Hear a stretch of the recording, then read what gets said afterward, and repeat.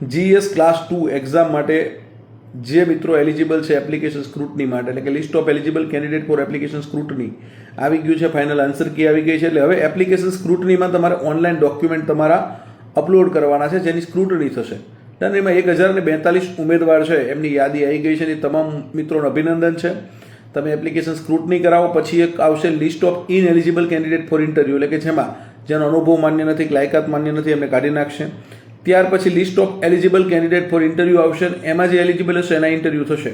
Done. તો હાલ જે લિસ્ટ આવ્યું છે એ લિસ્ટ પ્રમાણે જે મિત્રો એલિજિબલ આ રીતનું લિસ્ટ આજે આવી ગયું છે. બરાબર. તો આ લિસ્ટ તમે બધાએ જોઈ લીધું છે. જાહેરાત ક્રમાંક આપણી જે છે, બરાબર, જાહેરાત ક્રમાંક 116 નંબરની 2025-26 GS ક્લાસ 2, બરાબર. અને એના માટે જે મિત્રો એલિજિબલ છે જેમને તો કે ભાઈ 10/5 અને 5/4 પરીક્ષા આપેલી હતી, બરાબર, આપણી પાર્ટ 1 પાર્ટ 2ની ને એમાં જે મિત્રો એલિજિબલ છે એમના સીટ નંબર હશે. તમારો સીટ નંબર આમાં આવ્યો છે કે નહીં એ ચેક કરી લેજો. અને ચેક તમારો સમજો કે નંબર આવી ગયો છે તો તમારે હવે એપ્લિકેશન સ્ક્રુટની માટે તમારા ડોક્યુમેન્ટ ઓનલાઈન અપલોડ કરવાના છે.